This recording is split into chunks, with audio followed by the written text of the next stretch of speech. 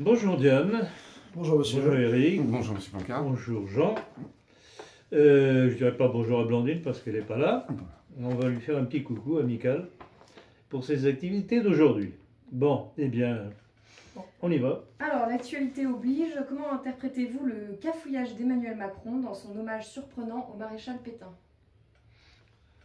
J'avoue que je ne sais pas comment interpréter, mais il s'est tiré une balle dans le pied, comme c'est pas croyable. Parce que qu'est-ce qu'il pouvait escompter d'une déclaration comme celle qu'il a faite? Il avait dit que, oui, tout de même, alors, le maréchal Pétain était un grand soldat dans la guerre de 14. Alors là, c'est un ignare, parce que le maréchal Pétain n'était pas maréchal, il était le général à ce moment-là.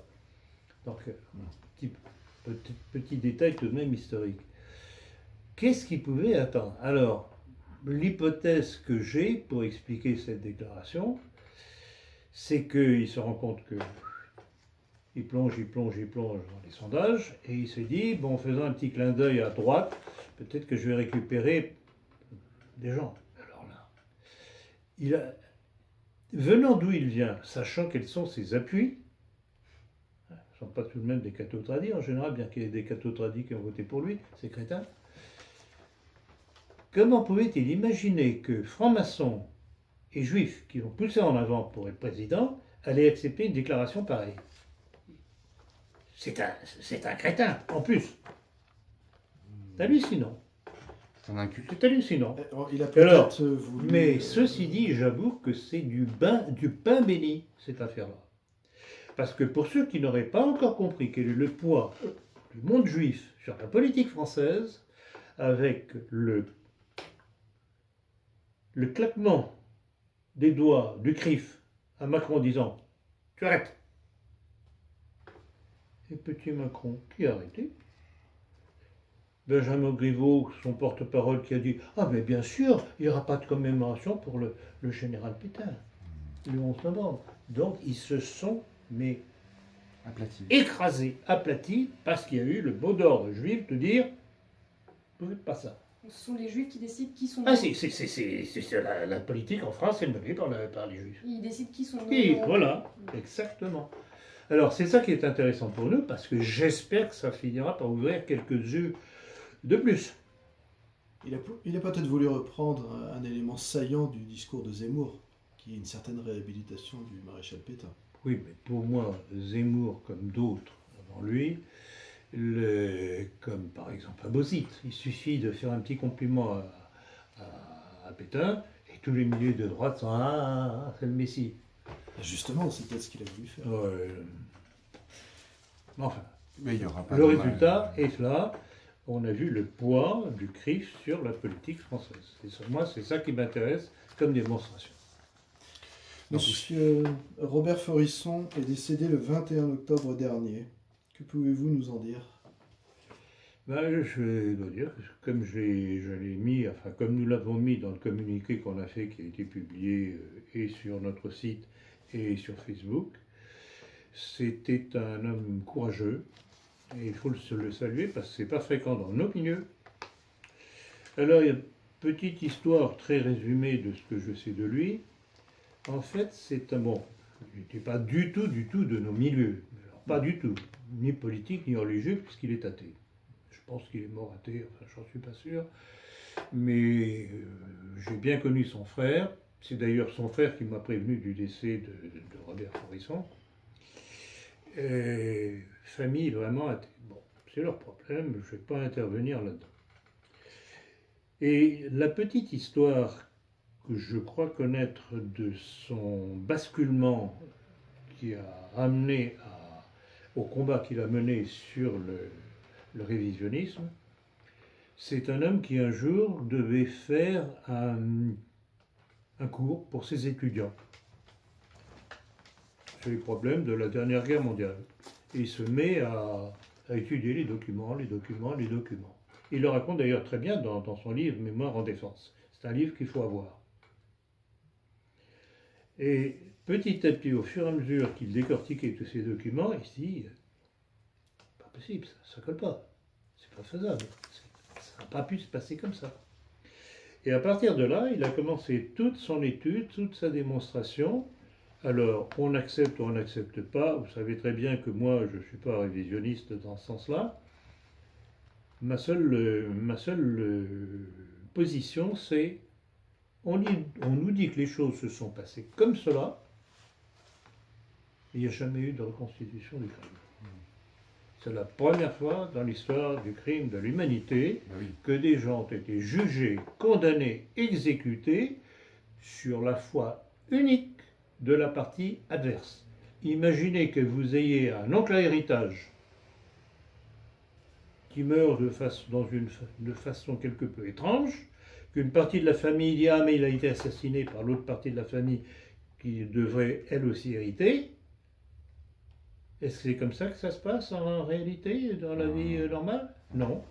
Il y a une enquête, on essaye de voir si l'arme du crime correspond bien à la plaie que l'on a trouvée, la balle que l'on retrouve, qu'on ne retrouve pas, quelle est l'arme qui a tiré, si c'est un poignard, quel type de poignard, etc. Toute une enquête. Là, non. On croit uniquement la parole de la partie adverse. Oui, mais la partie adverse était le vainqueur. Et en plus de ça, c'était les vainqueurs, bien Ouais, entendu. évidemment. Donc il y a un problème intellectuel là, et scientifique. Moi, en tant que scientifique, je ne peux pas accepter.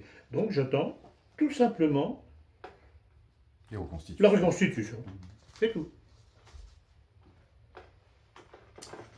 Alors, que pensez-vous de l'arrestation de membres de la droite dite extrême qui auraient préparé une action contre le président de la République? Alors dans ce genre d'histoire, moi je n'y crois que si ça réussit. Je trouve que cette histoire-là qui nous a été montée, je pense que c'est un montage, arrive très à propos pour essayer de faire plaindre ce pauvre petit président de la République qui est en si mauvais état dans les sondages. Et puis toujours, alors là ça a fait certainement plaisir au CRIF, là. Un coup l'extrême droite. Alors j'ai vu, je crois que c'était hier soir en rentrant à l'hôtel, j'ai décrypté tous les messages que j'avais reçus.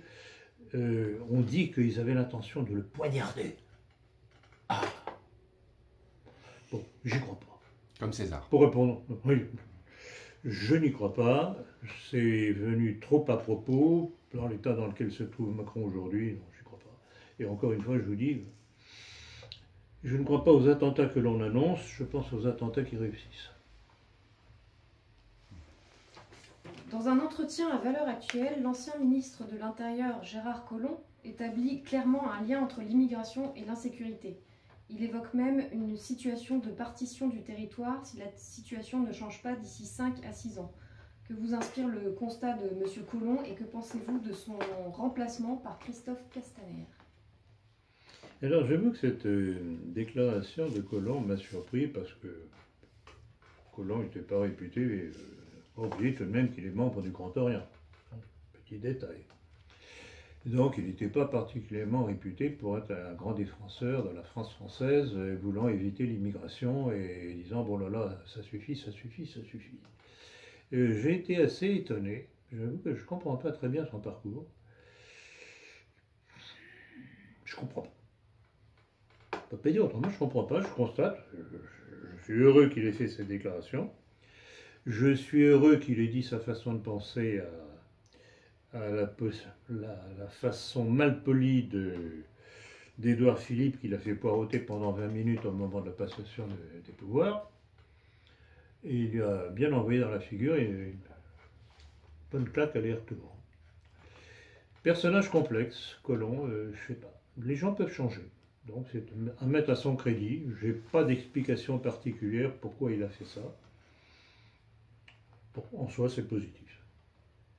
Vous ne pensez pas qu'il aurait démissionné en constatant... Alors, il est possible aussi. Bon, je pense, oui, c'est une bonne question, Diane. Je pense qu'il a démissionné pour probablement 2 raisons. L'une, qu'il en avait marre de se faire tapoter la joue par Macron. Vous savez, Macron, quand il est avec quelqu'un, même un interlocuteur qui n'est pas d'accord avec lui, il aime bien le toucher, le tapoter comme ça. Il y a un problème chez Macron. Et alors, l'autre aspect, c'est que probablement, justement, sur ce plan de l'immigration, alors que Macron s'est On ouvre toutes les portes, genre Sarkozy et Hollande, toutes les portes à l'immigration, on augmente les pompes aspirantes, et pour une raison que je ne connais pas, Collomb a dit, bon ben non, ça suffit, moi je ne marche plus dans la communauté.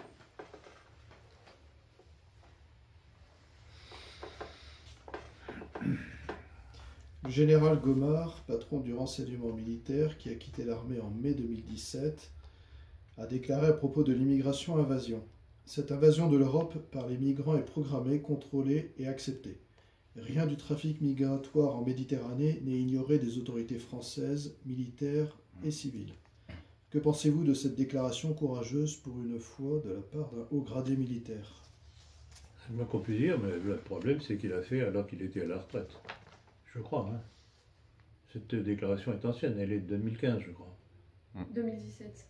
Elle est de 2017. Mai 2017. Et il avait démissionné en 2015. Je ne sais pas. On n'avait peut-être Non. pas parlé dans un entretien. Enfin, peu importe. La déclaration en elle-même est très intéressante. On ne peut que le féliciter. Mais c'est la démonstration que cette immigration est voulue par le pouvoir politique. Tout simplement. Puisque le renseignement militaire français donne tous les éléments d'appréciation au pouvoir politique, qui n'en fait aucun compte et qui continue à laisser venir encore et encore et encore tous ces migrants, immigrés, tout ce qu'on... Appelons-les comme on voudra. Il a quitté l'armée pour rejoindre le privé en mai 2017, justement. Peu importe. Donc, ce qui est intéressant, c'est sa déclaration, qui est une pierre dans le jardin de Macron et compagnie. On continue un petit peu dans cette même lancée. Le général Philippe de Villiers a prévenu... Non, Pierre. Ah, c'est Philippe. Il y a marqué Philippe. Alors, Pierre de Villiers a prévenu Macron que l'armée serait incapable de faire face en cas de soulèvement des banlieues. Si ça pète dans les banlieues, on n'est pas capable de faire face. On n'a pas les moyens de faire face. On n'a pas les hommes. Selon vous, l'armée est-elle à ce point inefficace ? Alors, je ne dirais pas qu'elle est à ce point inefficace, mais je crois que les seules unités combattantes qui pourraient faire face à une insurrection des banlieues n'est pas en France. Elle est sur différents théâtres d'opération, dont la Syrie, dont des pays africains. Et alors, je pense aussi que le général de Pierre de Villiers, qui crie toujours après avoir des crédits supplémentaires pour du matériel et des hommes, je pense qu'il a aussi noirci un petit peu la situation. Mais il est certain que si les banlieues explosent, ça va être chaud. Et il faut dire aussi, on va revenir encore sur nos milieux, c'est ce que souhaite Zemmour et compagnie. Oui. Ils veulent la guerre civile. Oui. Ils veulent la guerre civile parce qu'ils veulent que, comme tous les juifs, ils veulent que les catholiques se battent pour eux. Que ce soit le chaos et puis qu'on voit des militaires à tous les coins de rue. Voilà. Rappelez-vous le mot cruel, j'en parlerai dans ma conférence cet après-midi, le mot cruel, méprisant d'Édouard Drummond dans son livre La France juive, à propos des soldats français, fils de mères chrétiennes qui avaient dû se faire tuer pour faire valoir les droits des usuriers en Algérie. Il faisait allusion justement à la répression contre l'insurrection du Bachaga Simokrani, à cause du décret Crémieux. Tout se tient, tout est logique. Quand on sait attraper l'histoire par le bon bout, tout se déroule d'une façon tellement logique que c'est flagrant, ça crève les yeux. Encore faut-il qu'on ne se mette pas des lunettes opaques sur les yeux pour ne pas voir, et des bouchons dans les oreilles pour ne pas entendre. La poutre dans l'œil. Pour Laurent Wauquiez, il faut une droite qui permette d'arrêter cette vague populiste. Que pensez-vous de sa déclaration ? Je ne peux pas l'applaudir, ça c'est certain. Ceci dit, je comprends. Je comprends parce que, comme Fillon, il est confronté aux mêmes attaques de la part des mêmes qui ne veulent absolument pas, n'ont pas voulu de Fillon parce qu'il a fait des déclarations qui rappelaient le rôle de Clovis et de Jeanne d'Arc dans l'histoire de France. Ce sont des choses qui ne passent pas. Wauquiez a fait des déclarations aussi qui ne plaisent pas du style qu'il est pour l'Europe des patries. ne sont pas des choses admissibles pour le mondialisme. Donc il est sur la sellette, et il n'y a qu'à voir jour après jour toutes les attaques dont il est l'objet. Et on constate d'ailleurs dans son propre clan des républicains, les Pécresse, les Bertrand, les Raffarin, etc., font tout pour le torpiller. Alors, là où franchement je ne suis pas d'accord avec lui, c'est que je ne crois pas qu'en faisant des déclarations comme il a fait justement contre les populismes plus ou moins nationalistes qui se développent en Europe, il va s'attirer la sympathie des autres. Il faut affirmer clairement ce que l'on pense, ça passe ou ça casse. Mais essayer de se faire ami-ami avec tout le monde, c'est s'asseoir entre deux chaises. Et ça ne marche jamais. Et si on a fait l'expérience. Soutenez-vous les manifestations qui auront lieu le 17 novembre prochain contre la hausse des taxes du carburant? C'est évident, d'abord, puisque j'en suis moi-même un victime, entre autres, comme nous tous.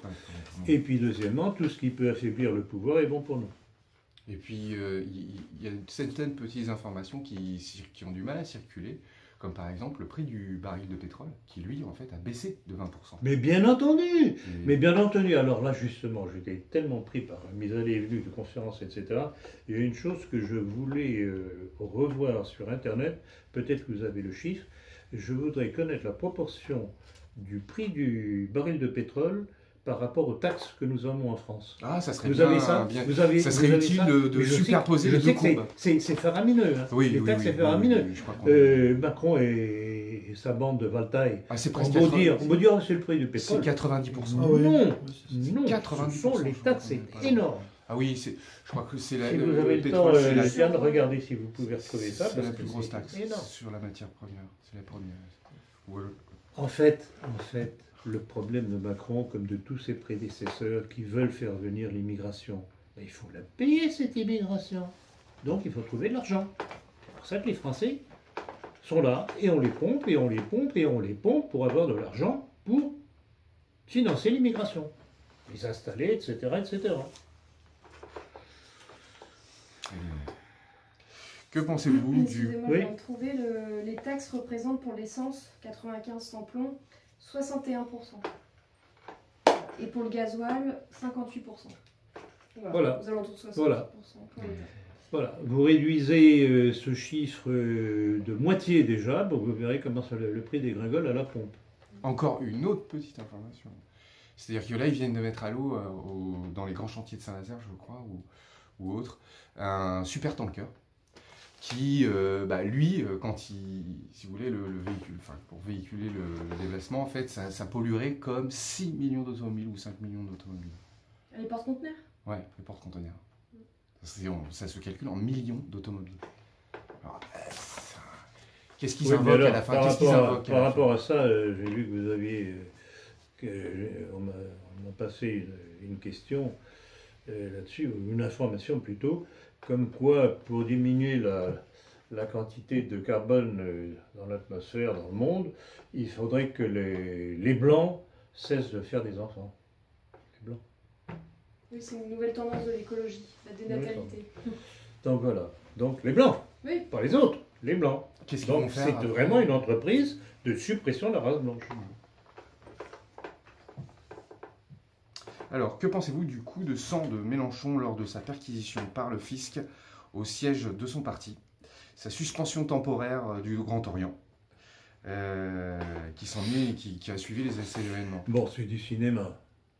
C'est du cinéma. Bon, je comprends que la façon dont la perquisition a été faite, avec une unité spéciale, si j'ai bien compris, parce qu'ils étaient en tenue de combat, casqués, c'était invraisemblable. C'était vraiment un grand cinéma, et de part et d'autre. Donc, au cinéma de cette intervention de la police chez lui, cinéma, et sa réaction, cinéma aussi. Bon, en plus de ça, on pourrait le plaindre, dire oui, vraiment, c'est scandaleux. Bon, on serait tenté de le faire, mais quand j'ai vu sa déclaration haineuse au sujet du maréchal Pétain, je dis, mon vieux, dégage. C'est normal, c'est un Dégage. contexte, hein. Ben oui, oui, bien sûr. Et j'avais quelques petites choses à ajouter aussi. Mélenchon. Qu'est-ce que je... on en Ça reviendra parlera peut-être tout à l'heure. En visite au Vietnam, Édouard Philippe a voulu rendre hommage au chef communiste Ho Chi Minh. Cet hommage n'est-il pas déplacé, voire même anti-français? C'est comme tout ce qu'ils font, tout ce que le pouvoir fait, c'est anti-français. Ces gens, Opère. du fait de leur appartenance certainement quelque peu maçonnique ou l'influence qui joue sur eux, même s'ils ne le sont pas, n'est pas nécessaire d'être franc-maçon pour être anti-français, anti-catholique, etc. Il suffit d'obéir aux forces qui gouvernent la France, avec le CRIF. Donc il est évident que c'est une déclaration anti-française. Les combattants qui se sont fait massacrer à Dien Bien Phu. Alors Dien Bien Phu, justement, chaque fois que je pense à ce, je me dis, mais quel est le sacré connard militaire qui a fait enterrer nos troupes dans une cuvette? Stratégiquement, c'est une chose qu'on ne fait jamais. On prend les crêtes. C'était voulu aussi, je pense. Je suppose. Ou alors vraiment c'est une bêtise. C'est invraisemblable. Beaucoup d'hommes qui étaient Non, sur ce les terrain. malheureux se sont battus, mais comme des héros, et cette espèce de salopard de Édouard Philippe vient leur cracher la figure Ouais. en faisant l'hommage à Ho Chi Minh. Mais au départ de ça, il y a une erreur militaire, mais flagrante. La Nouvelle-Calédonie a choisi de rester française. Quel avenir peut-on envisager pour les dom-toms gangrénés par le chômage? Eh bien, je suis assez pessimiste parce que tout est fait pour larguer la Nouvelle-Calédonie. Et ils annoncent d'ailleurs un nouveau référendum dans 4 ans. Ben, c'est l'histoire, c'est l'histoire du vote L'Union européenne, de l'Union européenne Oui. contre la Constitution. la Constitution européenne, justement. Les Français ont dit non. Ah, mais qu'à cela ne tienne, on va faire passer ça par le Parlement, pas par le peuple, qui pour une fois avait compris ce qui lui arrivait. Donc c'est toujours la même chose. Alors, sapristi, la Nouvelle-Calédonie, j'ai plusieurs connaissances qui ont vécu là-bas qui m'ont dit mais c'est un paradis là. C'est un paradis, il y aurait moyen de développer le tourisme, donc ça ferait des rentrées. En plus de ça, c'est un pays qui est riche en minerais, notamment en nickel. En nickel, c'est un des plus gros producteurs du monde, je crois, en nickel. Mais que fait la France pour mettre ça en valeur? Non, ils attendent que d'autres viennent se servir. Ça. Alors, quand je voyais la déclaration de Macron disant qu'il était bien heureux que les néo-calédoniens aient choisi de rester dans la France, je leur ai foutu des baffes. Comme hypocrite, il n'y a pas pire. Que pensez-vous de l'entretien de Nicolas Sarkozy dans Le Point, qui estime que l'assassinat de Jamal Khashoggi, c'est ça, je le prononce correctement, ne correspond pas à l'image qu'il s'est fait du prince héritier Ah, saoudien. comme c'est dommage.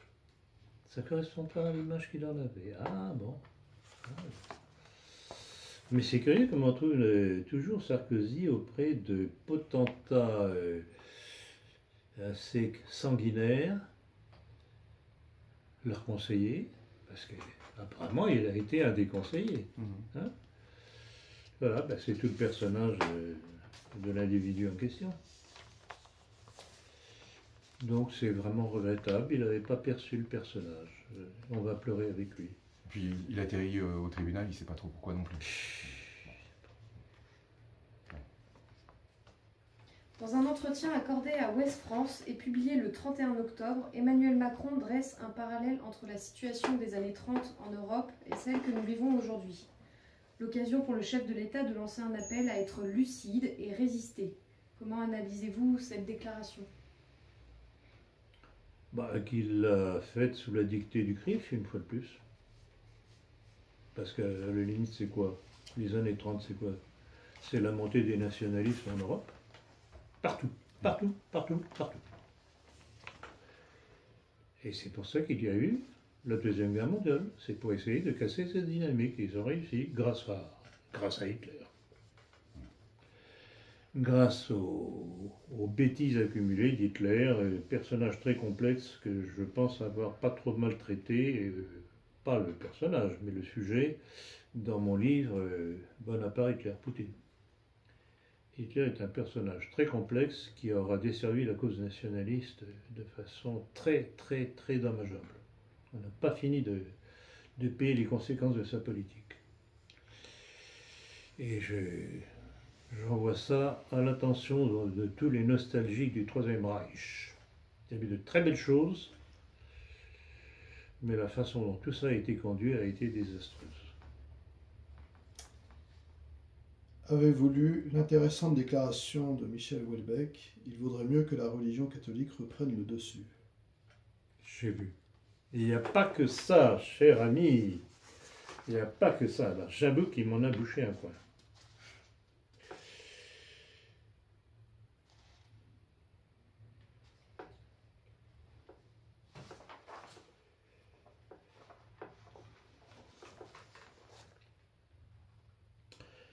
Bon, c'est pas trop long, je vais vous lire ça parce que ça vaut tout de même, ça vaut la peine. Venant de quelqu'un comme Houellebecq, ce qu'il a été et ce qu'il est en train de devenir, c'est très très très intéressant. Alors voilà une partie de sa déclaration. Je considère l'état de l'Occident du point de vue de deux critères que mon histoire intellectuelle m'a amené à considérer comme fondamentaux: la démocratie et la religion. Je suis prêt à voter pour n'importe qui, pourvu qu'on propose la sortie de l'Union européenne et de l'OTAN. J'y tiens beaucoup. Je n'avais pas été d'accord avec le livre d'Éric Zemmour, Le suicide français. Dans l'histoire récente de la France, il y a quelque chose qui relève non pas du suicide, mais bel et bien de l'assassinat. Et le coupable de cet assassinat n'est guère difficile à découvrir, c'est l'Union européenne. À l'intérieur du monde occidental, l'Europe a choisi un mode de suicide particulier qui inclut le fait d'assassiner les nations qui la composent. Donc, je pense que vous vous rappelez un petit peu du personnage de Houellebecq. C'est pas tout à fait un des nôtres. Hein. Non. T'es plutôt pro-israélien. Ah ben évidemment. Donc il a fait une démarche, etc. Et alors son coup de pied aux fesses de Zemmour, j'avoue que j'ai apprécié. Parce que Zemmour défend aussi le catholicisme. Oui, Mais dans des limites très talmudiques. oui, en prenant Israël, oui, bravo. Non, mais faut pas rire quand même. Israël, vraiment, il prend les catholiques et les gens de droite pour des crétins, et il n'a pas tort d'ailleurs. Quand on voit comment il marche dans la combine, il n'a pas tort. Vraiment, ce sont des crétins, pour ne pas dire un autre mot. Bon, petite réserve quant à la déclaration que je viens de lire sur Houellebecq. Il dit l'Union européenne. Oui, il a raison. Mais qui est derrière cette démarche de l'Union européenne? Ce sera peut-être sa prochaine étape de compréhension. Le projet de service militaire d'Emmanuel Macron est quelque peu étrange. Pourriez-vous nous le détailler et nous l'expliquer? Alors le détailler, c'est difficile à le faire, parce que c'est assez nébuleux encore, mais la seule chose que je veux bien souligner, c'est que ce soi-disant service militaire, qui aura lieu, je crois, sur 3 mois ou quelque chose comme ça, service militaire de 3 mois, je voudrais bien qu'on m'explique, sera fait non pas sous l'égide de l'armée, mais sous l'égide de l'éducation nationale. C'est un service civil, quoi. Alors c'est quoi? C'est une entreprise de plus de formatage des petits Français à partir de 16 ans. Tout simplement. Voilà. Alors, petite question. Est-ce que les filles aussi devront faire ce service militaire?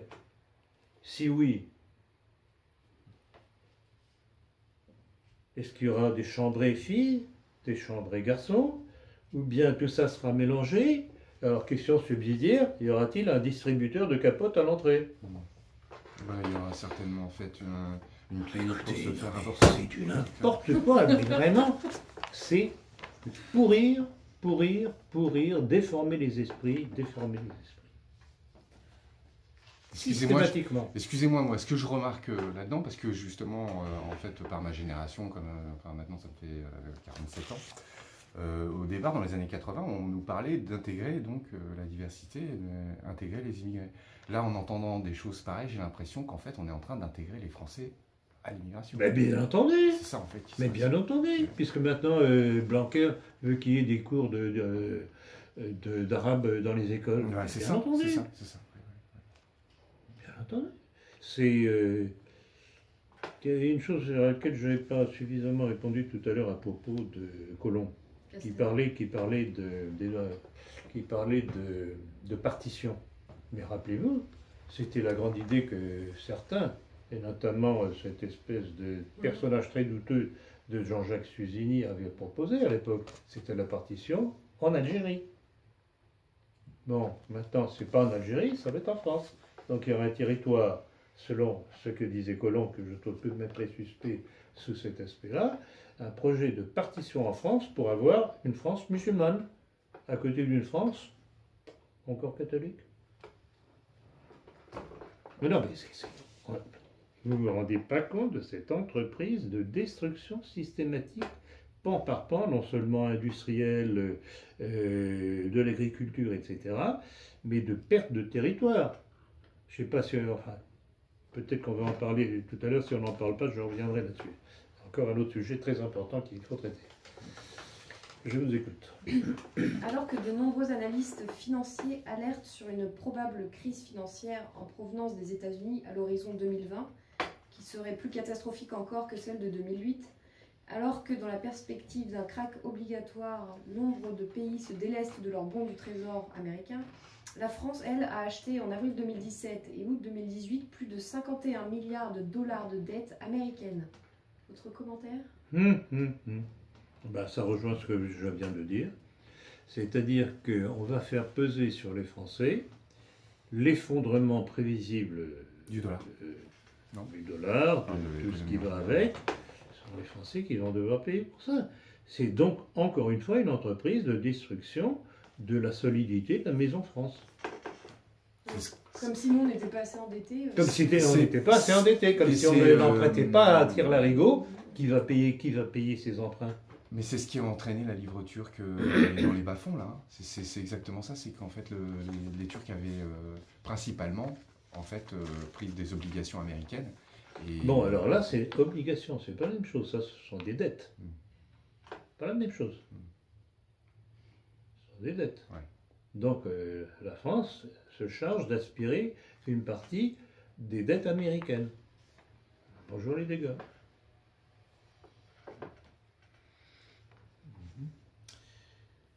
Une nouvelle d'une importance capitale est passée quasiment inaperçue, l'annonce de la réunion des deux départements alsaciens, le Haut-Rhin et le Bas-Rhin, qui fusionnent pour devenir une collectivité européenne d'Alsace pour le 1er janvier 2021. Ça a dû vous faire bondir. C'est à ça que je faisais allusion tout à l'heure, je ne savais pas si ça viendrait, une question. C'est exactement ça, c'est une preuve de plus du dépaissement de la France. Donc l'Alsace ne sera plus une province française, mais une province européenne. Et alors je me demande à quoi ont servi les sacrifices de ces milliers de jeunes Français catholiques à la guerre de 14 pour récupérer l'Alsace-Lorraine. Merci Macron. Et c'est bien constitutionnellement bien légal cette histoire, parce que en fait, c'est certainement pas légal. Ça colle pas avec la Constitution française. Pas du tout, non. C'est évident. Non, mais la Constitution française n'existe plus, puisque ce sont les directives européennes qui priment. Vous savez qu'au point de vue loi maintenant, de plus en plus, ce sont les directives européennes qui priment sur les lois françaises. Donc voilà, une preuve de plus de l'entreprise de démolition systématique, pan par pan, dans tous les aspects de la France. Alors je voudrais tout de même, parce que j'en ai gros sur la patate, que les milieux catholiques se remuent un petit peu. Au lieu de se vautrer, de se pâmer devant les déclarations d'un zénith. On arrive sur le sujet, puisque là on passe... Et je voudrais, j'ai encore vu dernièrement, la publicité faite en vue de la signature du livre Zemmour à la librairie Duquesne à Paris, qui est la librairie de l'entreprise catholique, soi-disant traditionnaliste de Schiller-Montreuil, avec Jean Hogui, et François-Xavier d'Hautefeuille.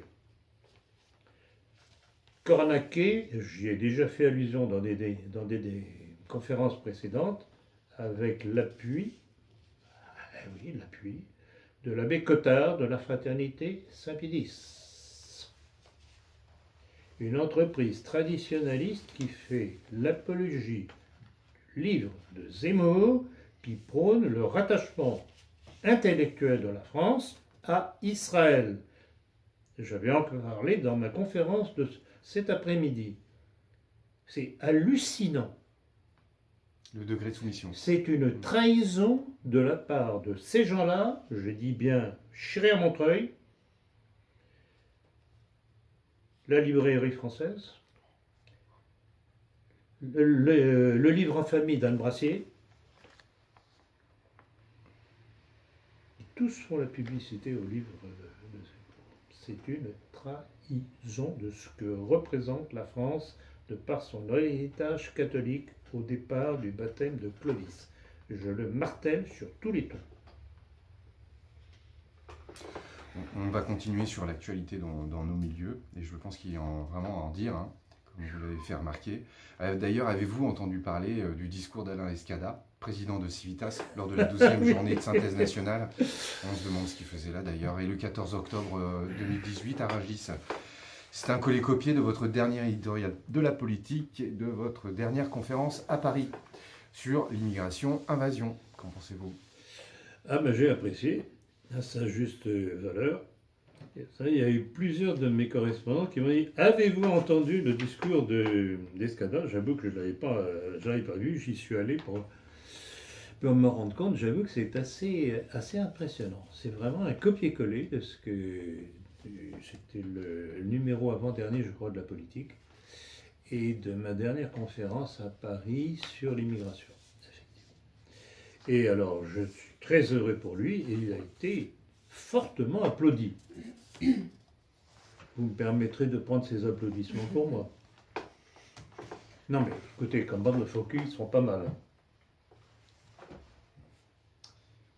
Il n'y en a pas un dans ces milieux-là qui aurait l'honnêteté de dire, comme a dit un tel et un tel, dans tel ou tel livre, ou dans telle ou telle conférence, etc. On est d'accord avec lui, etc. Non, non. Ça attribue le travail des autres. Magnifique. J'aime l'honnêteté intellectuelle. Je ne sais pas si c'est invoqué dans le... Oui, ça doit certainement être... Oui, voilà. Pardon, la question. Non, quoi? Parce que j'allais revenir sur cette histoire de brigande, mais on en parlera. Ah oui, d'accord.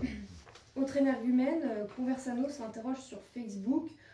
Pourquoi en France il faudrait être nationaliste blanc et antisioniste? Alors pour développer sa pensée, je vous lis son petit texte. Oui, très volontiers.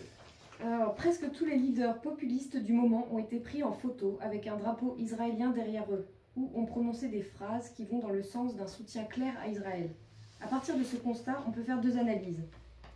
Les nationalistes blancs au pouvoir, Trump, Orban, Salvini, même s'il n'est que ministre de l'Intérieur, Bolsonaro, Kurz, ont compris que les Juifs avaient gagné en Palestine et qu'il valait mieux les soutenir diplomatiquement afin d'éloigner le soupçon d'antisémitisme qui flotte toujours au-dessus des partis d'extrême droite, tout en pratiquant la politique la plus nationaliste possible dans leurs pays respectifs. Penser que tous ces dirigeants sont vendus à la cause sioniste et qu'ils ne font pas du bien à l'Occident et aux Européens, même s'ils donnent l'impression du contraire. En gros, ils seraient stupides ou tout simplement des traîtres. De nombreux dissidents porteurs de voix restent sur la seconde analyse en France, et ceux qui ne le sont pas vivent une étrange contradiction. Trump portant la kippa devant le mur des lamentations est favorable à ce que Jérusalem devienne la capitale d'Israël. Ça c'est bien, c'est un fin stratège. Mais la position du UFN, F de souche, Génération Identitaire, Riposte Laïque, Soit Vélo sur le même sujet, là ce n'est pas bien, ce sont des traîtres et des infiltrés. En France, il faudrait être nationaliste blanc et antisioniste. Pourquoi ? Bon, alors, vous savez que j'ai eu quelques mailles à partir avec Conversano, qui voulait m'inviter, et j'ai dit niet quand j'ai vu ce que cet individu représentait. Alors, ce qui est intéressant avec lui, c'est que tantôt il est sioniste, européiste, donc européiste ça veut dire mondialiste tout de même dans la démarche, tantôt brusquement, il essaye de faire un petit clin d'œil plus ou moins nationaliste. Mais c'est du blabla, c'est du baratin. C'est pas clair, il louvoie. C'est une espèce d'anguille. Il se rend compte que son truc, ça marche pas. Alors, il y a aussi une chose sur laquelle je voudrais revenir. Le nombre de gens de nos milieux, de leaders de nos milieux, qui se sont précipités à son invitation. Tous. Commencez par Le Pen. Jean Bourbon. Jean Bourbon. Livernette. Hervé Ryssen. Abosit. De l'Esquin. De l'Esquin. Tous. Pourquoi on parle d'eux? Pourquoi on parle d'eux? Qu'est-ce que c'est la vête? Est-ce qu'ils n'ont pas compris qui était cette espèce de petit agitateur vulgaire qui ne sait répondre à des contradicteurs comme je l'ai été, comme montant ses fesses? Et pour la plupart, ce sont de bons catholiques. Bourbon et compagnie. Bons catholiques. Ça les gêne pas. Et toutes les allusions quelque peu griveleuses, plus ou moins homosexuelles de Conversano, ça les gêne pas.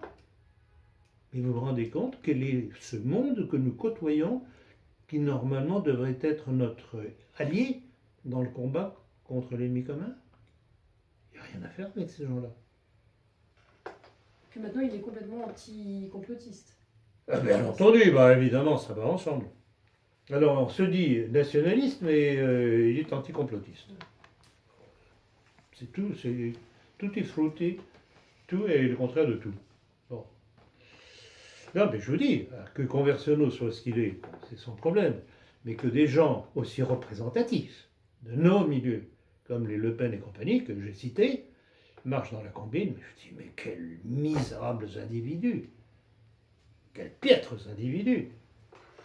Ou c'est de la naïveté, peut-être? Comment? Peut-être de la naïveté? Oh non, John, non, c'est pas de la naïveté, non, ils veulent qu'on parle d'eux parce qu'ils ont leur marchandise à vendre.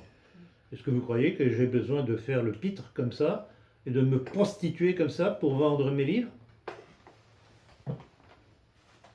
C'est ce qui les rend furieux, justement.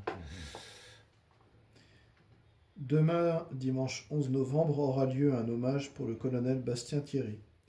À cette occasion, pouvez-vous revenir sur les actions de cet homme qui a donné sa vie pour la France? Oh que oui. Je dirais, j'en ai parlé d'ailleurs dans mon livre sur l'armée française face à la destruction de la nation. Donc il y a tout un passage là-dessus, je fais le rappel. Et je considère que Bastien Thierry a été le seul militaire français à l'occasion de la guerre d'Algérie qui a honoré son appartenance à l'armée.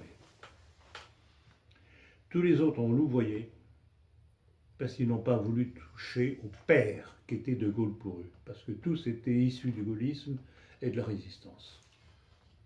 Alors, ce qui est intéressant aussi qu'il faut signaler à propos de Bastien Thierry, c'est que lui aussi avait été gaulliste.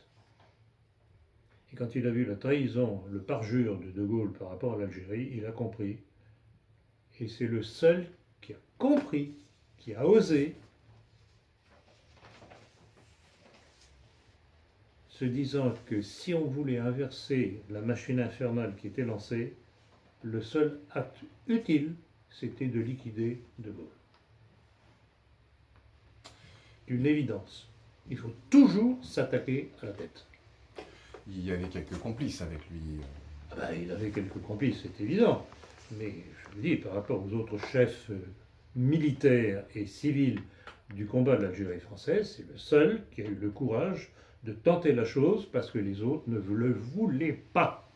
Je le sais pertinemment parce que j'ai côtoyé, étant encore jeune homme, tout jeune homme, parce que beaucoup d'entre eux sont venus au Portugal essayer de se réfugier en demandant et des protections auprès de mon père pour qu'il intervienne auprès de Saint-Lazare pour eux, à commencer par les Bidault et Soussel. Je m'en souviens, je les ai vus chez nous. Donc, ces gens-là, ils auraient bien voulu garder l'Algérie française, mais sans toucher à De Gaulle. Et bien, je regrette beaucoup, si on avait voulu garder l'Algérie française, il fallait liquider De Gaulle. Maître conférencier en physique à l'université de Pau, François Roby a été sanctionné par son université sur l'ordre du CRIF. Avez-vous un commentaire à faire sur... Ben oui. Qui dirige la politique en France? C'est Dans la réponse. Ah, pas nous, c'est clair. Califat. Califat. Le président du CRIF. Califat. Encore une fois, clac, et hop. Le malheureux. Pourquoi? Parce que le malheureux, en tant que scientifique, avait eu le malheur de dire, écoutez, je ne peux pas raconter des histoires avec le 11 septembre, ça ne s'est pas passé comme ça. C'est Voilà. physiquement impossible. C'est impossible, techniquement impossible. C'est ce que je dis, que j'ai déjà dit, mais quasiment immédiatement après le 11 septembre, dans mon livre Le complot mondialiste. Il y a 2 chapitres là-dessus. Je développe toute l'affaire. Avis aux amateurs, il faudrait s'informer un peu plus. Puis lui, il parle d'autorité vu qu'il est physicien. Hmm. Il parle d'autorité vu qu'il est physicien. Mais oui, ben oui, en plus de ça, c'est son domaine. Oui, oui. Mais là, il ne faut pas dire ce qui ne doit jamais être dit.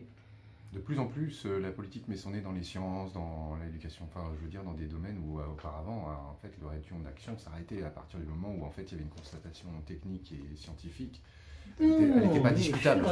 Cher ami, bon, je comprends très bien votre dialectique. Cher ami,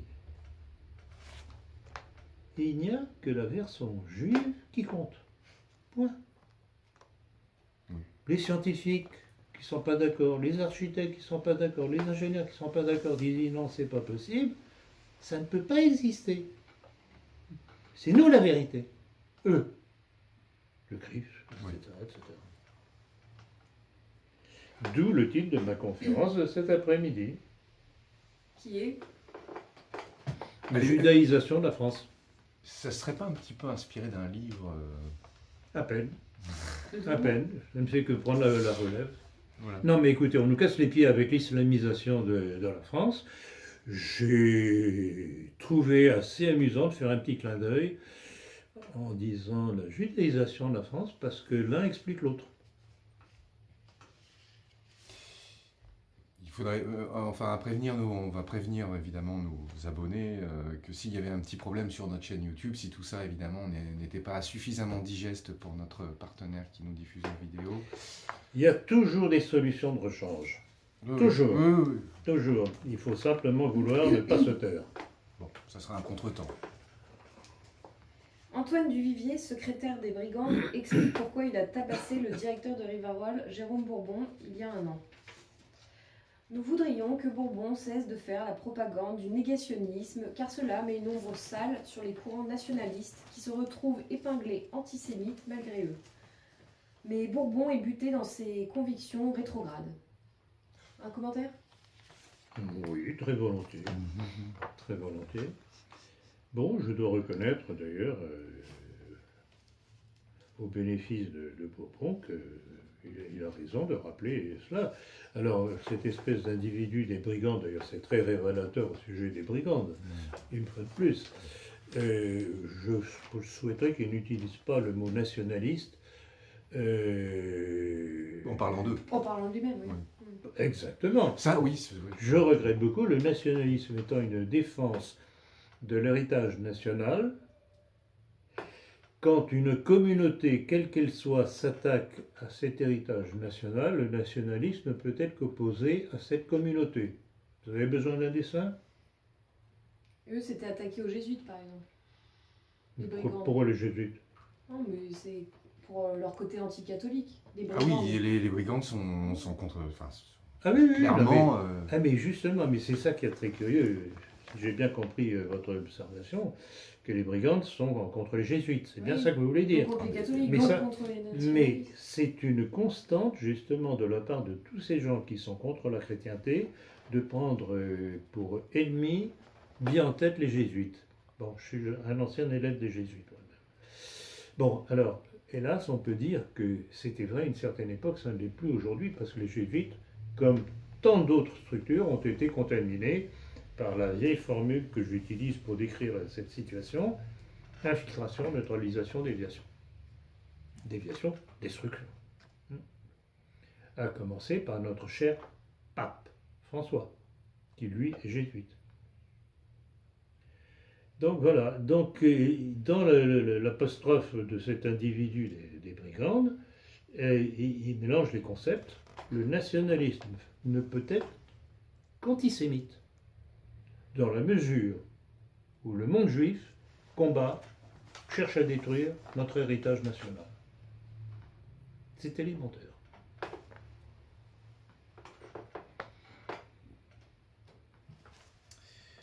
Une nouvelle qui confirme le peu de bien que vous pensez de TV Liberté. Désormais, TV Liberté offre une nouvelle tribune à Asselineau dans Samedi Politique. Pouvez-vous nous en expliquer les raisons? Les raisons, ça me semble assez apparentes, c'est-à-dire qu'ils se retrouvent sur la même ligne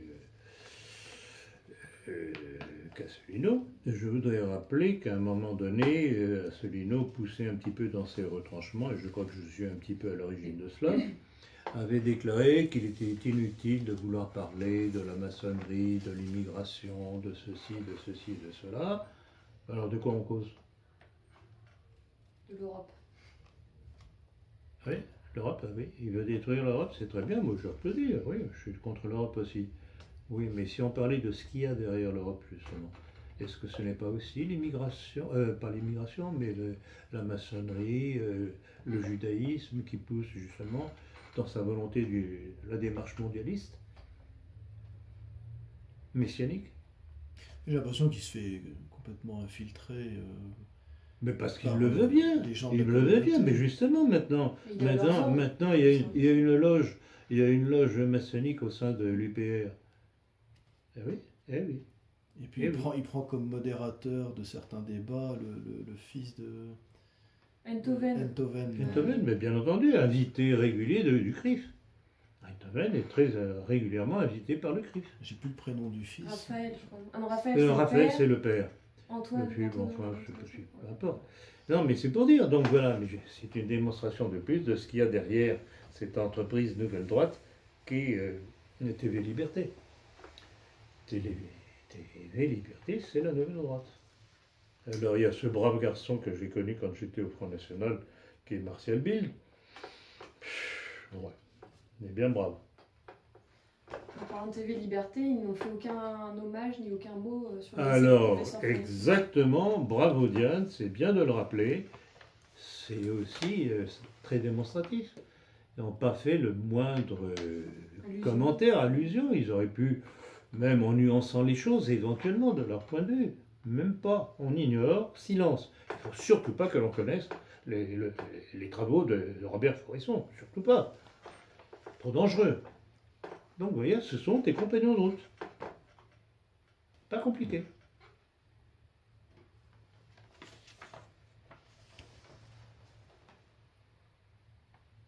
Excusez-moi, hein, je cherche la Le question. 26.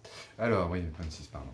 Alors, pour qui allez-vous appeler à voter pour les prochaines élections européennes? Question piège. Je crois que je serai obligé, avec mes amis, à faire voter pour Wauquiez. On n'a pas le choix. Même cas de figure qu'avec Fillon. Bon, j'ai un petit peu évoqué la chose tout à l'heure en répondant à une de vos questions. Ce qu'il y a d'intéressant dans la démarche de Wauquiez, enfin pas tellement sa démarche, enfin si, c'est tout de même sa démarche, parce que c'est ce que les autres lui reprochent, c'est la droitisation des Républicains. Et c'est là-dessus que je table, c'est là-dessus que je tablais quand j'ai appuyé et que j'ai pris contact avec François Fillon, qui m'a répondu. Je tablais justement sur une droitisation des Républicains, de façon à nous rapprocher, si jamais ils arrivent au pouvoir, si Fillon était arrivé au pouvoir, si Wauquiez arrivait au pouvoir, ça nous rapprochait du pouvoir. Et je pense très sérieusement à faire prochainement une conférence dont le titre serait « Réflexion sur la conquête du pouvoir ». On ne va pas y arriver par un coup d'État. Avec qui? Avec les Le Pen, les Bourbons et compagnie? Ceux qui vont se prostituer devant un Conversano? Il ne faut pas rêver. Hein? Ou alors les rigolos que Macron nous dit qui ont planifié un attentat contre lui. Il ne faut pas rigoler. Seul moyen, si un jour on peut conquérir le pouvoir, ce sera par étapes successives. Mais ça, j'y reviendrai plus longuement à une autre occasion. Excusez-moi en fait, parce que là je repense à cette histoire de Mélenchon tout à l'heure. Vous pensez pas qu'en fait derrière tout ça il y a quand même une droitisation, je dis bien une droitisation des loges. Est-ce que... Non, je crois pas. Je crois pas. Même pas, non, genre, même pas.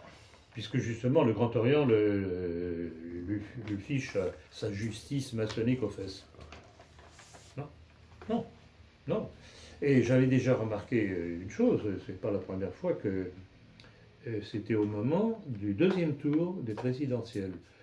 Mélenchon n'avait pas voulu donner l'ordre de voter pour Macron. Et déjà, il s'était fait taper sur les doigts. Donc vous voyez bien quelle est la ligne maçonnique de Macron. Les loges, dont le Grand Orient notamment, voulaient que tous les candidats qui n'étaient pas au deuxième tour rapportent leur voix sur Macron. Bon. Alors, autre chose aussi qui joue contre Mélenchon, c'est curieux parce que je crois savoir tout de même qu'il est d'origine juive marocaine, c'est qu'il est pro-palestinien. Donc vous voyez tout de suite l'affrontement avec le CRIF et les milieux juifs. Donc là, je ne suis pas d'accord avec vous pour une fois. Il n'y a pas de droitisation des loges, rassurez-vous. Imaginez aux prochaines élections présidentielles françaises, Marion Maréchal Le Pen face à Mélenchon. Pour qui est-ce que vous... Je ne pense pas que ce soit un cas envisageable. Lequel est le moindre mal? Je serais plutôt Marion, ça c'est évident. Mais là encore sujet à pondération en fonction de ses déclarations à ce moment-là. Rien n'est jamais acquis. Oui, mais ils vont trahir, parce que là...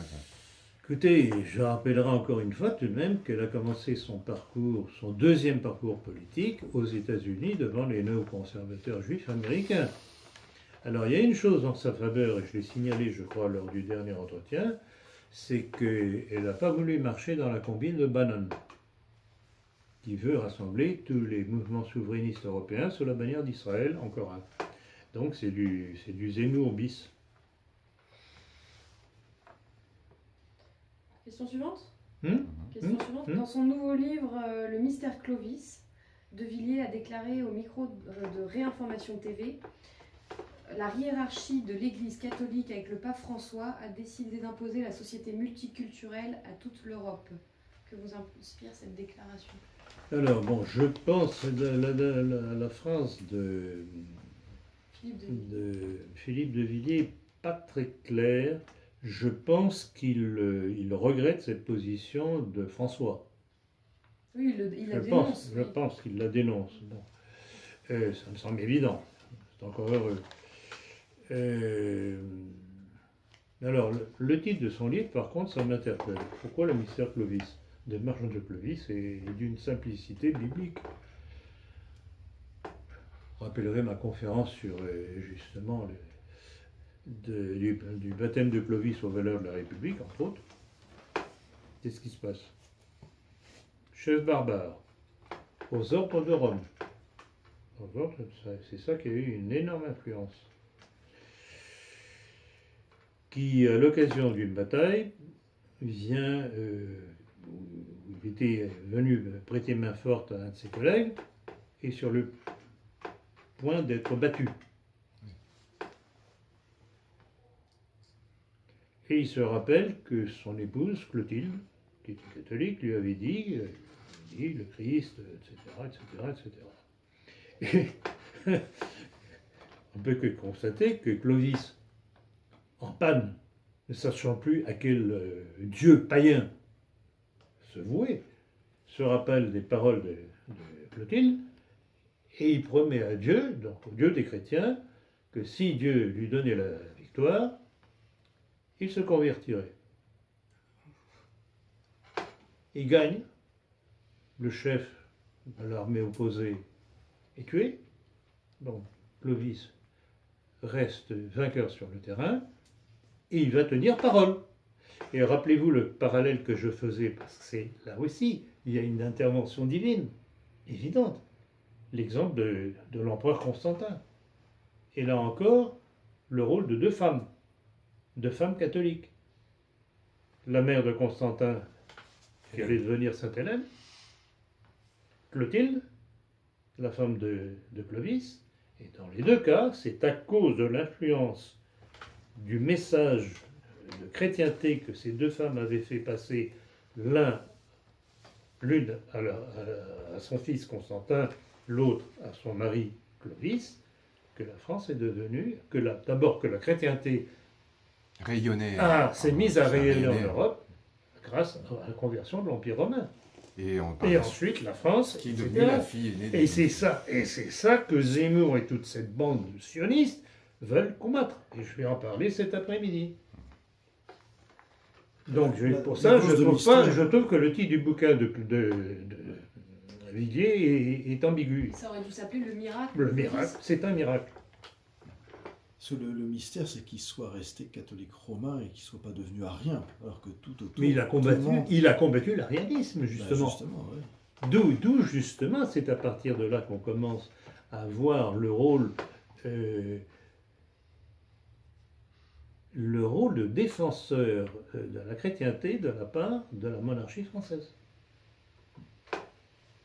L'un des premiers actes de Clovis a été de démolir l'arianisme, qui était cette hérésie du moine Arius. Donc vous voyez, c'est ça, et c'est exactement cela que la Révolution dite française a voulu détruire. C'est cela que les héritiers de la Révolution dite française, qui est maçonnique et juive, avec ses héritiers d'aujourd'hui, c'est-à-dire les Zemmour et compagnie, veulent continuer à détruire. Parce qu'ils trouvent que ce n'est pas encore détruit. Et rappelez-vous le parallèle que je faisais aussi avec cet autre juif, Vincent Payon, quand il disait dans le titre de son livre, la Révolution française n'est pas terminée. Ils n'ont pas encore suffisamment fait le ménage pour détruire la France. Parce que l'arianisme aurait rendu la France et toute l'Europe occidentale, d'ailleurs, tout à fait perméable et au judaïsme. Mais bien entendu. Parce que dans Mais bien entendu. Le Fils n'est pas Dieu, le Saint-Esprit. De toute façon, comme disait le rabbin que j'ai cité à de multiples reprises, pour les Juifs, l'islam, c'est leur balai. Et heureusement qu'un certain nombre de musulmans commencent à comprendre. Je vous garantis que je me demande si je ne vais pas finir par avoir plus de soutien du côté musulman que du côté français catho. C'est invraisemblable. La proportion est invraisemblable. On va continuer sur la même lancée. En dépit de multiples déclarations d'Éric Zemmour sur le destin commun entre la France et Israël, beaucoup, comme Hervé Ryssen, dont les travaux sur le judaïsme sont pourtant très salutaires, continuent de soutenir Éric Zemmour, n'hésitant pas à approuver le personnage. Comment expliquez-vous cela? D'autant que Hervé Ryssen semble énormément apprécier le maran et crypto-maçon Henri de Lesquen. C'est une information que j'ai eue tout dernièrement par un de nos amis qui a eu une discussion récente avec Hervé Ryssen. Il en était sidéré. Donc Ryssen, qui, on le sait, qui lors de ses déclarations assez récentes avait dit que Zemmour était quelqu'un de parfaitement fréquentable. Je ne pense pas me tromper. Il l'appréciait. Il l'appréciait. Ça peut surprendre quand même, surtout quand on connaît l'œuvre d'Hervé Ryssen. C'est tout de même assez... Il n'apprécie pas tout quand même. Non, mais c'était très... Ouais, enfin, je n'aime pas les gens qui tortillent comme ça. Non. Il s'est justifié dans une seconde. Oui, c'est ça, oui. Non, il a senti le vent du boulet passer. À mon avis, il a senti le vent du boulet passer. Et alors, l'autre chose, alors là, qui m'a sidéré, c'est que, apparemment, Ryssen s'est vanté de recevoir des chèques de Lesquen. Ah bon, ça... Et le plus beau, c'est que d'après l'information que j'ai, il avait demandé à la personne qui m'a informé à avoir les données que j'ai données des déclarations de Lesquen, comme quoi la déclaration des droits de l'homme de 1789 est l'acte de baptême de la nation française. Donc on ne peut pas dire que Ryssen ne sait pas qui est Lesquen. C'est pathétique. C'est pathétique parce que j'ai de l'estime pour Ryssen, pour les livres qu'il a. Je les ai d'ailleurs, je crois, tous.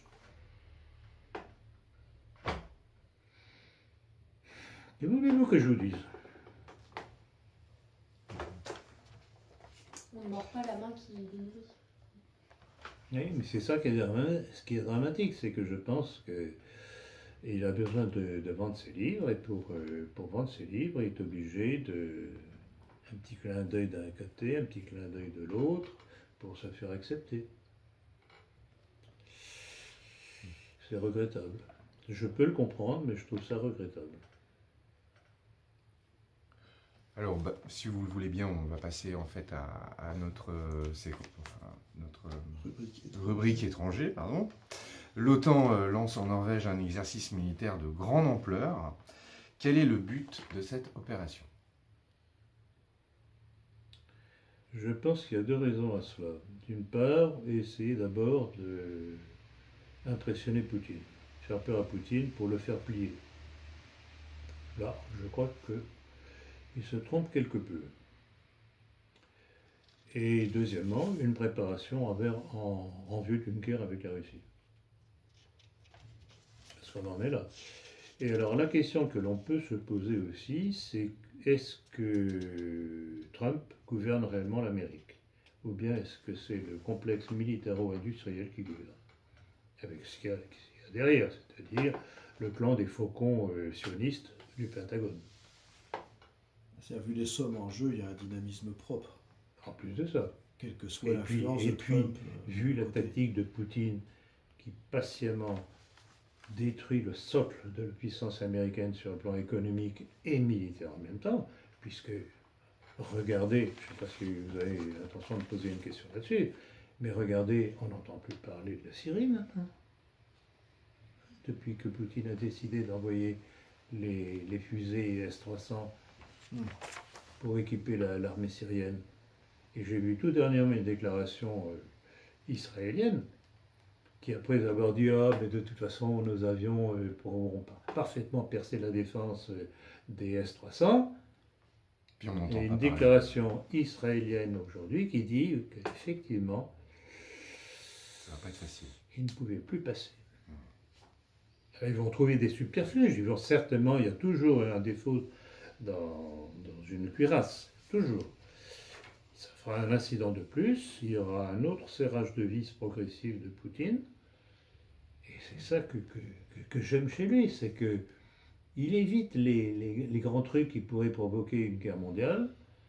Non, il étrangle doucement, progressivement, il neutralise. Et remarquez une chose aussi, c'est que dans la panoplie des armes russes, il y a non seulement des avions, des fusées, des ceci, des cela, beaucoup plus perfectionnés que le matériel américain aujourd'hui, bien qu'en moins grand nombre. Oui. Mais il y a aussi tout un système de défense, de brouillage. Et en fait, ça c'est tout l'art de Poutine. En fait, il veut éviter une guerre mondiale en disant, écoutez, vous voulez faire la guerre mondiale? Est-ce que vous pourrez la faire? Moi, je peux vous paralyser, vos avions, vos bateaux, etc. Vous ne saurez plus où vous êtes. Il n'y a pas de guerre. Paralysie. Génial. Ça vous laisse rêveur, je vois. Oui. Oui, j'étais en train de calculer la différence qu'il y a entre le budget de la défense américain, qui évolue entre 600 et 800 milliards par an, et le budget de la défense russe, 40 à 60 milliards par an en dollars. Et je me disais, si, comme le dit Trump, les États-Unis ont perdu 3000 milliards en Syrie, ça veut dire qu'il y a 5 ans de budget complet qui sont partis en fumée parce qu'ils ont perdu cette guerre. Tout à fait. Donc finalement, à quoi ça sert de dépenser autant pour arriver à rien, puisqu'ils sont arrivés à rien. Finalement, leur budget, si on regarde bien avec toutes les guerres perdues, et puis aussi toutes les gabegies, parce que j'ai l'impression qu'il y en a quand même un certain nombre, en fait, leur budget n'est pas si élevé que ça à la fin. Entre les guerres perdues et les pertes, les gabegies. D'ailleurs, à propos de guerre perdue pour la Syrie, parce qu'effectivement, rappelez-vous ce que j'avais dit quand Alep avait été repris. Ça signe l'arrêt de mort de... J'avais dit que ça signait l'arrêt de mort de la démarche mondialiste.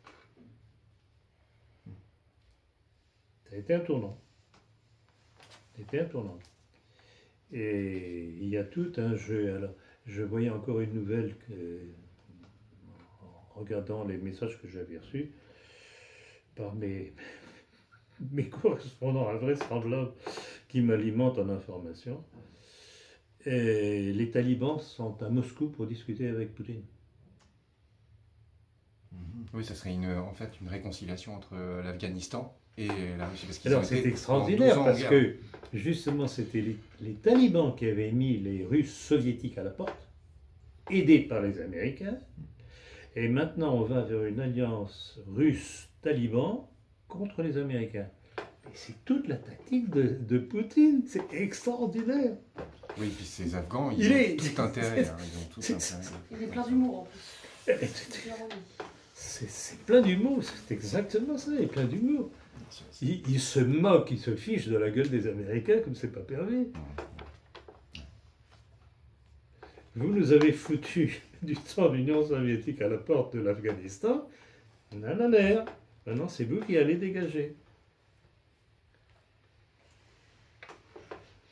Et encore une fois, je ne comprends pas que Villard ne voit pas ça, ou alors il ne suit pas l'actualité. Je ne comprends pas. Faut-il se réjouir de la victoire de Jair Bolsonaro au Brésil? Certainement pas. Certainement pas. Et on en avait d'ailleurs parlé au téléphone, tous les deux, au moment avant le deuxième tour, avant qu'il ne soit élu. Et je vous ai dit certainement pas déjà, parce que ce qui m'avait mis la puce à l'oreille, c'est qu'il était soutenu par les évangélistes. Or, les évangélistes sont sionistes. C'est systématique. Et aussi, apparemment, j'ai entendu dire, j'ai lu, que Bolsonaro lui-même était évangéliste. Bon. Donc, deux raisons, et ça explique pourquoi. Quelle a été sa première déclaration? C'est de dire qu'il allait transférer l'ambassade du Brésil à Jérusalem. Donc, tout ça est compatible. C'est la politique américaine.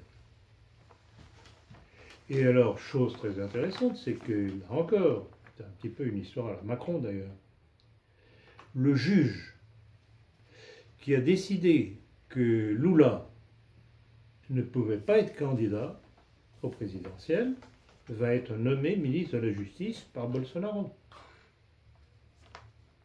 Vous voyez pourquoi je fais le rapprochement avec Macron, la justice française,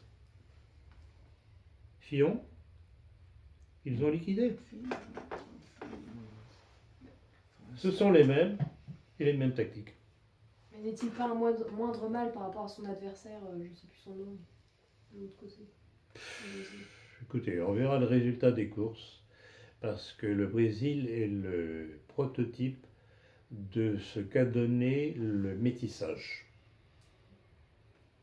Ce sont des sociétés instables, et en plus de ça, pauvres, qui s'appauvrissent de plus en plus, où il y a une classe dirigeante corrompue, qui s'enrichit, et des classes moyennes et pauvres qui s'appauvrissent. Et dans une certaine mesure, je préfère la démarche chaviste à des soi-disant nationalistes, comme on nous a dit, ou extrême droite, comme on nous a dit, au sujet de Bolsonaro. Non. Et tous les conflits actuellement en Amérique latine, c'est ça. C'est le combat du libéralisme américain, donc capitaliste américain, contre les réactions qui sont à la fois quelque peu gauchistes, populaires, mais dans le sens de retour à leur origine ethnique. Oui, indienne. Oui, c'est ethnique. Indienne. Bon, il y a les apports espagnols et italiens, notamment en Argentine italien, au Brésil aussi, mais il y a une révolte de la part de ces mouvements de gauche souverainistes en Amérique latine, type chavisme, que poursuit Maduro. Au Venezuela, il y a une révolte populaire à assise ethnique de l'héritage des Indiens locaux. À noter pour les évangélistes qu'un évêque d'une confession chrétienne à Jérusalem se plaignait que quand les évangélistes américains allaient en Terre Sainte, ils se rendaient dans les colonies, tout ils passaient à fait. même pas par le Saint-Sacrement. Bravo Eric. Tout à ça. fait, c'est très bon à rappeler. Ce qui montre bien que les évangélistes ne sont pas du tout des chrétiens. Ils sont d'abord des sionistes. Et aussi à rappeler que la communauté copte actuellement à Jérusalem fait les frais du rapprochement entre les Tout chrétiens à et fait. les juifs en Tout Europe. à fait. Et comme c'est la plus faible des communautés, il commence à avoir des vexations, à se faire jeter dehors, etc. Tout Et à il fait. voit bien que c'est à cause de ce rapprochement entre juifs et chrétiens par ailleurs Bien que entendu. ça leur arrive. Non, mais c'est pour ça que la démarche de Zemmour est, je dirais, quasiment géniale. Mais il faut tout de même toute la bêtise et la lâcheté de nos milieux pour que ça marche. Mais il travaille très très bien pour la cause sioniste, juive et sioniste, parce que faut pas venir me dire, ah, il y a le judaïsme d'un côté, il y a le sionisme de l'autre. Quand vous avez un Dominique Strauss-Kahn qui vous dit ma patrie c'est Israël et d'autres qui font des déclarations de la même chose, c'est la même chose. Judaïsme, sionisme, c'est la même chose. Sur les deux visages, c'est la même chose. Valls, etc. Une partie importante des évêques italiens et même français s'oppose à la politique anti-immigration de Matteo Salvini. Fermer les frontières serait-il contraire aux évangiles? Et accessoirement, que pensez-vous de la canonisation de Paul VI? Priez pour nous. Bon, c'est une chose que j'ai déjà dénoncée depuis très longtemps, c'est cet angélisme du catholicisme d'aujourd'hui, qui se donne bonne conscience. Le problème de l'immigration, c'est quoi? C'est la conséquence de la décolonisation gaulliste, qui fait que ces gens-là ne sont pas heureux chez eux, n'arrivent pas à vivre chez eux, ils sont obligés de venir chez les affreux colonisateurs européens pour survivre. Non, mais il n'y a pas que l'Algérie, toute l'Afrique noire aussi. Mais oui, bien entendu, bien entendu. Mais la décolonisation gaulliste, c'était pas simplement l'Afrique du Nord, hein, c'était l'Afrique Nord, c'était tout. Donc, le problème, quand on veut régler un problème, il faut remonter à sa cause. La cause, c'est quoi? C'est que ces gens-là n'arrivent plus à vivre chez eux décemment. Parce qu'il n'y a pas de travail, parce qu'il y a des guerres tribales, parce qu'il y a des épidémies, Ebola et compagnie. Alors, qu'est-ce qu'il faut faire? Est-ce qu'il faut accepter que l'Afrique se vide progressivement en Europe? On va où? Ou bien est-ce qu'il faut renvoyer ces gens chez eux, leur donner du travail chez eux? Ça suppose, je ne dirais pas un néocolonialisme, mais une autre forme de colonialisme. C'est ce que je plaide. Rappelez-vous ma conférence sur, de l'immigration, etc., qui date du mois dernier, je crois, ou du mois avant-dernier. J'en fais tellement maintenant que je ne sais plus où j'en suis. Mais donc, voilà, c'est là. Donc, les pleurnicheries catholicardes d'aujourd'hui, il y en a marre. C'est pas comme ça qu'on règle les problèmes. Alors, on culpabilise les gens en disant « Ah, vous ne voulez pas les accueillir, vous êtes de mauvais chrétiens. » Non. On fait des déracinés de ces gens-là parce que qu'est-ce qu'on leur offre? Des taudis. Vous avez vu ce qui se passe à Marseille? Hein? C'est occupé par des squats, des gens qui ne savaient pas où loger, des immigrés. Ah oui, non mais... Dans des allées, il fallait voir les photos de ces immeubles, c'est invraisemblable. C'est ça qu'on leur offre? C'est ça être chrétien? Non mais il faut être sérieux quand même. Ces gens, si on veut avoir l'amour du prochain, c'est chez eux qu'il faut les aider. Bien sûr. Pourquoi dans l'affaire Khashoggi, Erdogan se lance-t-il dans une guerre contre l'Arabie Saoudite? Bon, Erdogan, c'est un personnage intéressant aussi. Je dirais pas que c'est un petit peu un type à la Poutine. C'est un peu différent quand même. Sa préoccupation première est visiblement de reconstituer l'Empire ottoman. Donc il a un jeu parfois surprenant, contradictoire, semble-t-il, à certains moments. Mais en fait, si on suit bien sa préoccupation première, qui est la reconstitution de l'Empire ottoman, tout ce qui constitue une force qui s'y opposerait, il faut la battre, pour lui. Donc il y a eu concurrence avec l'Arabie saoudite. Alors, pourquoi cet homme a-t-il été assassiné? D'après les renseignements que j'ai, c'est que apparemment, il s'apprêtait à dévoiler des documents qui mettaient en cause l'Arabie saoudite pour la façon dont elle menait sa guerre au Yémen, avec l'aide des Américains, en utilisant quoi? Des gaz. Donc, et c'est toujours, rappelez-vous ce que j'avais déjà dit au sujet des gaz dont on accuse les Syriens. La première fois qu'on a entendu parler de gaz, de l'utilisation de gaz au Moyen-Orient, c'était au moment de la guerre Iran-Irak. Et déjà les États-Unis s'étaient servis de l'Irak, de ce malheureux Saddam Hussein, pour essayer de détruire l'Iran. Non mais c'est amusant l'histoire, il faut avoir la mémoire, il faut avoir la mémoire. Et quels étaient parmi les armements utilisés par les Irakiens contre les Iraniens? Eh bien les gaz fournis par les États-Unis. Donc oui, ces gaz se promènent étrangement au Moyen-Orient. Mais la source commune, ce sont les États-Unis. Parce que cette guerre Iran-Irak, en fait, elle remonte au début des années 90, c'est ça, non Fin des début j'ai plus vraiment mémoire parce que... non, même plus ancien. 80-88. Parce que c'est bien avant les deux guerres du Golfe. Oui, c'est bien avant les deux guerres du Golfe. Bien avant et déjà, les Américains avaient Saddam Hussein dans le collimateur. Oui et non, non, ils s'en sont servis. Ils ne l'avaient pas encore dans le collimateur. Oui, mais c'était il a été le Rhum. Non. Pour eux, l'objectif primordial, c'était l'Iran. C'était l'Iran qui voulait déjà... Et pourquoi voulait-il détruire l'Iran en servant de l'Irak? Pourquoi ont-ils détruit l'Irak après? Parce que c'était deux pays tout de même assez bien constitués, assez bien armés, obstacle à l'expansion d'Israël. C'est aussi simple que cela. Encore une fois, la mécanique nationaliste, elle les a arrêtés. Et il y a une forme de nationalisme dans ces pays-là, oui, incontestablement. C'est tout ça mélangé avec des conceptions de l'islam qui sont différentes d'ailleurs. Oui. Et c'est ça que nos milieux ne voient pas. L'islam, c'est un tout. L'islam, c'est pas un tout. Il y a des fractions différentes qui se font la guerre entre elles. De même qu'il y a une chrétienté qui n'est pas une. Hélas, il ne l'est plus. Il y aurait, enfin j'ai entendu ça récemment, une théorie d'extermination des 4 empires de la Bible. Et les pays qui ont été le siège, pourtant ça remonte à loin, qui ont été le siège de ces empires sont rasés. Même la Grèce, par exemple, c'est la revanche de la captivité de Babylone. Oui,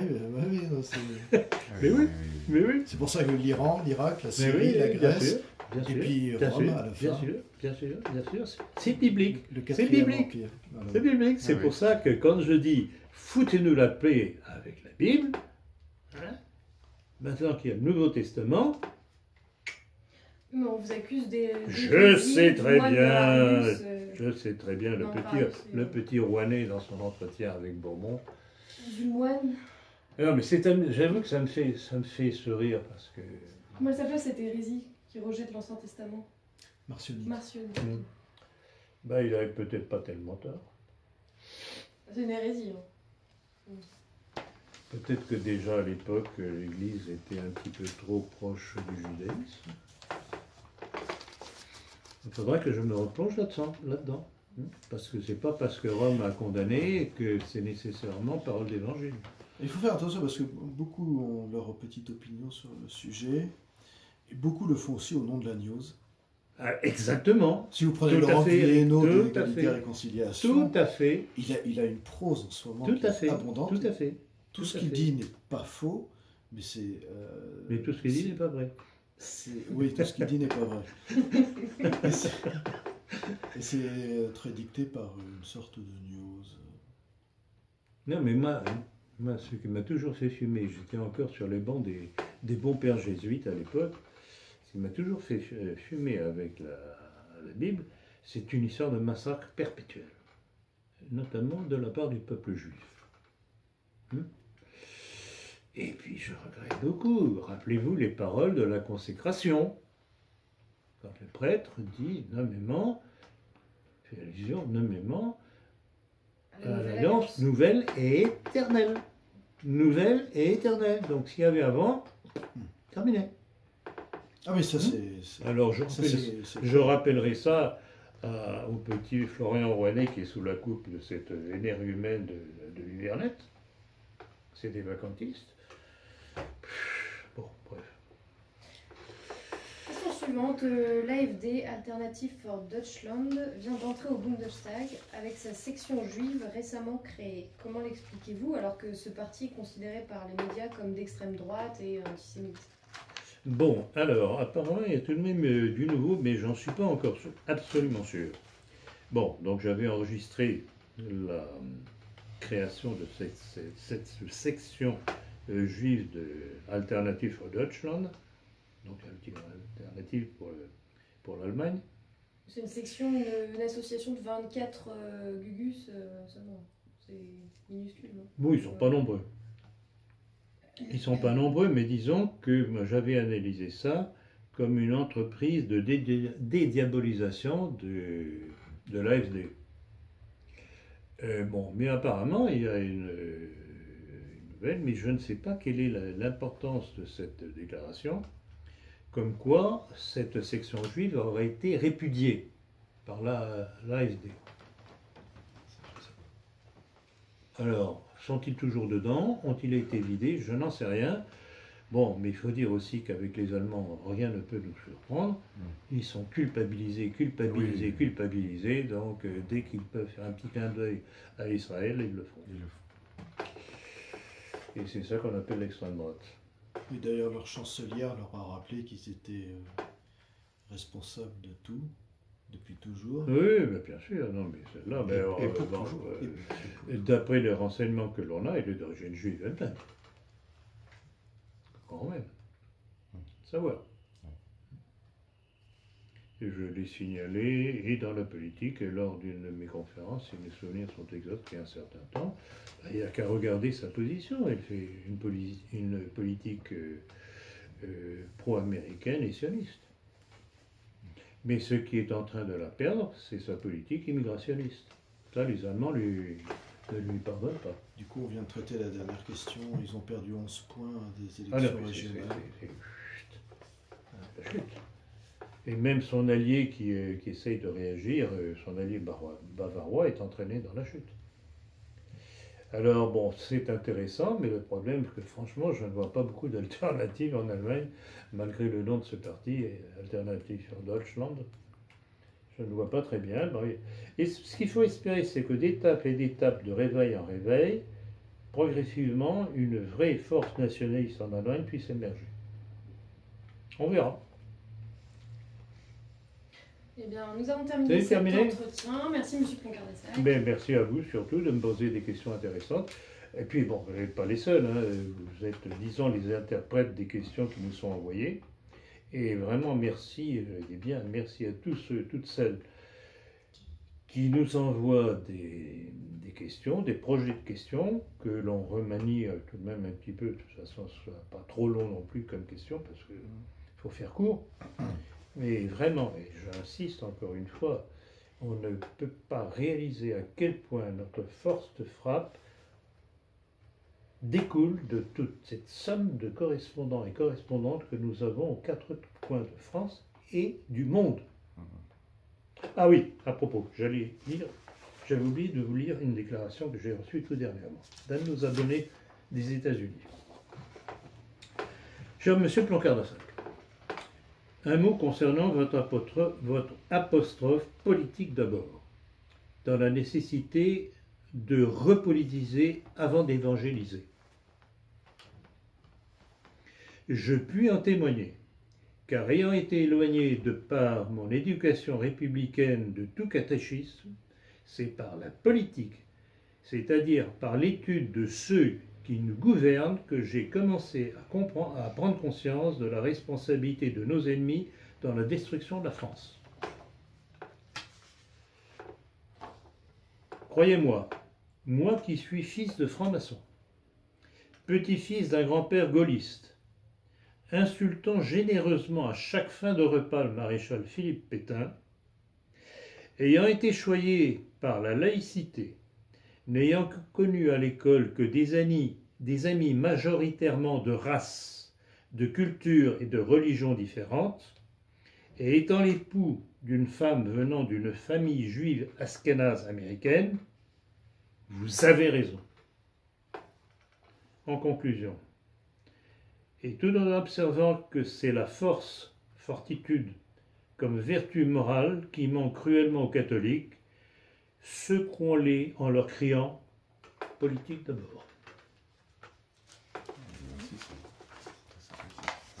Je le remercie, je pense qu'il écoutera parce qu'il suit, je sais qu'il suit mes conférences et entretiens. Vraiment, je tiens à lui tirer mon chapeau pour sa démarche, parce que pour se dégager de ce magma dans lequel il était, Ah oui. il faut du courage. Ouais. Voilà. Le message que cet homme a tenu à me transmettre et que je transmets à mon tour aux catholiques, il ferait bien d'en prendre la graine. Merci à vous. Merci à Monsieur vous. Blanquer. Merci. À bientôt.